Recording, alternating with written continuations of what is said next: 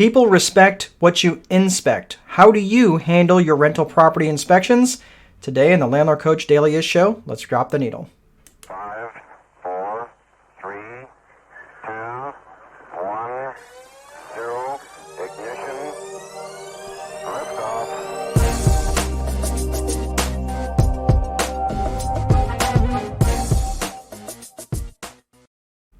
Hey everyone, welcome to the Landlord Coach Daily show. My name is Mark Dolfini, your host and Landlord Coach. It is good to see you. I hope you are having an awesome day. And yes, it is day 2 of sweatshirt weather, and quite frankly, I'm okay with it.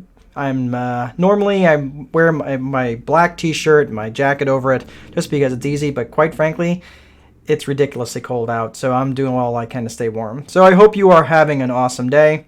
So the theme of today's show is how you're handling your property inspections. And this is something that we often have a conversation about, whether you're managing properties, whether you're not managing properties, whatever it is that you're doing. It's just one of those things that I feel that people don't respect what you don't inspect. And if you're a supervisor, you understand that. If you're a parent, you understand that. This is just one of the things that often is a conversation about how to handle the inspections, how often to do the inspections. And I think that there are certain things that are technical that are really important that I think most people miss, and I don't think they even understand how they miss them. Before we go on, if you are interested in some free download stuff, other stuff that's on there, you can go to landlordcoach.com/videos. I'll put that I think I put it in the link already, so you can check that out. Go ahead and go to the page, and there's stuff on there that you can get high value from. So how are you handling your inspections? So inspections should be done frequently. And the part of the reason why, again, like I just said, that people don't respect what is not inspected, basically. If you're not checking on things from a periodic basis, things can go awry. All of a sudden, I remember there was a resident that I said, yeah, go ahead and paint. And back in the early days, I said, yeah, go ahead and paint, take care of it. And they painted it, and they painted everything. And they painted the walls black. They also painted the ceiling black, and the door, and the trim, and the handle of the door, the doorknob, and the carpet. It was literally like walking into space. And I can still remember the crunchiness of the carpet when I walked into that room. And if they weren't so proud of their handiwork, I almost felt bad for them, because they didn't know that wasn't acceptable. So obviously they used that for their, worship room or whatever god that they prayed to, but I don't know. We'll just leave that one there. But obviously that's I'm going to take a little bit of blame for that, because I never really inspected the property until they actually moved out. So, of course, I had to replace all the carpet. It took like 17 coats of paint just to get it back to some level of neutral, and just to cover up all the black paint that they put on there.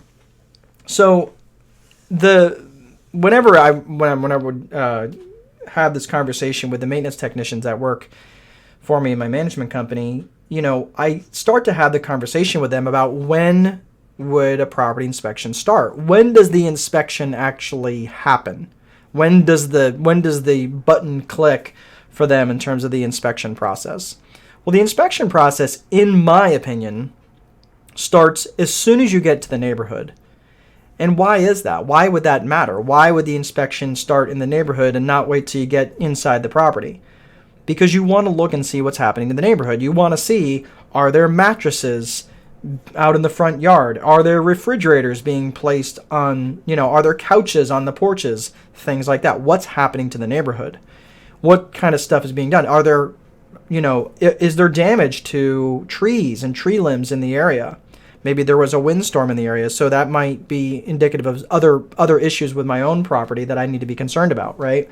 So we're talking about how you're handling inspections of property. So for me, the property inspection actually starts in the neighborhood of the property that I'm going to be inspecting. So looking for tree limbs, looking for just the nature of what's going on in the neighborhood, that sort of thing. So if when I get to the property, okay, not if, but when I show up at the property, when I pull over and I'm just getting ready to get out of the car, now I'm looking at the property, and I'm looking, basically, my scan is going from top down. All right, our natural scan is to scan left to right. It just seems to be natural. But what is unnatural is for us to look top down. Is for us to scan like this, to scan in columns. That doesn't seem to be natural for us. What seems to be natural is left to right. We're looking for predators, right? That's what would be natural. Well, we're not looking for predators. We're looking for details in this case. So I'm looking from top to bottom. I'm looking from far to near. So I'm looking from roof line to property line, or even tree line. If the trees are higher than the roof, I'm looking from tree line to property line. I want to be looking for limbs. I want to be looking for things that could potentially damage the property, or limbs that are already broken off and not fallen down yet, or something that could be be a hazard to the property. So what am I looking for? Now, there's no way I'm going to be able to go over all the 50 million things that could be wrong with a property, but I want to look at some of the things that are kind of stick out for me. Like, I want to look for what a missing shingle looks like. What does a missing shingle look like? Well, it kind of looks like a missing tooth, right? It's kind of like a discoloration, a black area, or a darkened area, or a different colored area that's underneath. They did that by design because they want to make it look like it's fairly easy, especially on 3-tab shingles. You want to make it look fairly easy if something's missing, right? You want to look for exposed wood. You want to look for siding, typically very high up or under soffits. That's where the wind channels. So you want to make sure that the siding hasn't come loose, that sort of thing. So you're going to be looking for wood that's missing paint, because that's obviously more going to be more susceptible to rot. So I'm looking at the wood around the bottoms, like around the doors, around the bottom of windows, around the bottom of garage doors. That's typically where the paint's going to be worn away, and that's just easy stuff to fix. That's easy stuff to look for. So all that stuff, again, is relating to the maintenance and wear and tear of the property. Now, if you're there, if you've got a resident that's living there, yeah, you want to make sure the property is being well maintained, but you're not going to jump up and down if, like, okay, the bushes need to be clipped, right? You want to make sure that's obviously, but you're not there to be the laundry police. You want to make sure that the stuff is being well maintained. So that's where you got to get that scan down. And I do the same scan as soon as I walk into the property. I'm doing my scan from top to bottom. I'm looking from ceiling to floor. I'm looking, that's my scan. That's how I'm doing it. I go all the way around the room. Now, here is why I am doing these scans, and I tell you that these scans and these inspections need to be done frequently. The reason being is because, let's say for argument's sake that you are not the one doing the scan. Let's say that you're sending out one person to do it. Maybe it's a handyman that's getting this done. My recommendation is, it shouldn't necessarily be you, but if it is you, that's fine. I totally get it. But chances are you're going to see something one time and not see it the next time, or vice versa. That's why it's good to have reasonably, and I say reasonably, frequent inspections. Roughly quarterly, but they could probably go every 6 months, but they need to be done. And they need to be done reasonably frequently, because new stuff may pop up, or you may see something that you missed on a previous inspection. That's why it needs to be done. Not necessarily by you, and I would argue that it shouldn't be done by you. It should be done by somebody who, is in the field, that understands maintenance, that basically would be doing this stuff all the time. Ideally, you would have different people doing the inspection that know what they're looking for, know different things that they're looking for. Okay, so again, this is about why the inspections are important, because the other side of this too is that I don't think there's anybody that I've ever worked with, and I say this, I know that there are some crappy people out there who are renting properties and running them into the ground, and I've made this mistake early on, back when I didn't have a lot of money, and sometimes we were representing owners that didn't have a lot of money, so they didn't want us to do inspections. They didn't want us to find things and fix things, and that sucks. And unfortunately, it kind of puts you over a barrel as a property manager. In the early days, back when I bought properties that I, quite frankly, didn't budget for maintenance, I didn't budget adequately enough, I wasn't doing the inspections because I didn't want to find something. I felt like if they weren't complaining, good to go, right? Obviously, that's a wrong way to do business. You want to take good care of your customers, right? That's something that you should be taking care of. You should be taking care of them. So Here's something that I want you to be aware of, though, is something called the contrast principle. The contrast principle is kind of like, if you think about it, like if you've ever had a kid in the neighborhood that sells candy bars, right? They show up. Well, what are they really selling candy bars for? Generally, it's because they want you to sponsor their baseball team or their soccer team or something like that. So if they showed up at the door and said, hey, we're looking for sponsors for our soccer team, would you be willing to pay $500 to have, your name on our t-shirt as a soccer sponsor? You'd be like, no, like you don't want to spend $500, right? They go, oh, okay, well, would you like to buy 5 candy bars for $10? That's the contrast principle. The 500 was like, they probably had very, very low, very few people actually wanting to go to the $500 level. In fact, their intention wasn't even to get the $500 donor, but their real intention was to sell 5 candy bars for $10.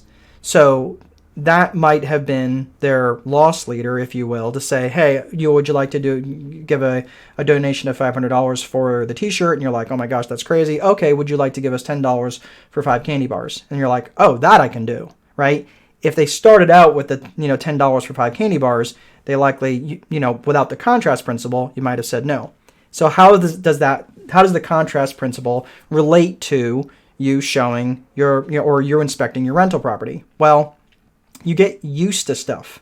You get used to like, well, let's pretend I was rehabbing a property. Let's pretend I was rehabbing a property from a complete and total nightmare disaster, right? The floors were sunken in and, the place was dirty. It smelled like cats, right? And everything else. And you start showing the property before it's really ready. And people are walking in and they're like, it still kind of smells like cats in here. And like, man, you should have seen it before. That floor was sunken in and, like this and that. It's, again, you've been cursed with the contrast principle. You need to be able to set that aside and say, you know what? Yeah, the property's not ready yet. How the contrast principle relates to inspections is you get used to stuff, right? You get used to seeing stuff like, well, yeah, I know that driveway's got kind of a pothole in it. You just get used to it. Well, the problem is the resident shouldn't have to suffer with that. They shouldn't be getting used to it. The same thing with them. They've seen the same property over and over and over again, right? So they get used to the light switch that doesn't work when you walk in. They get used to the garage floor that, started with a little dot of oil and now it's got, a gigantic oil stain because the car leaks oil all the time. They get used to it.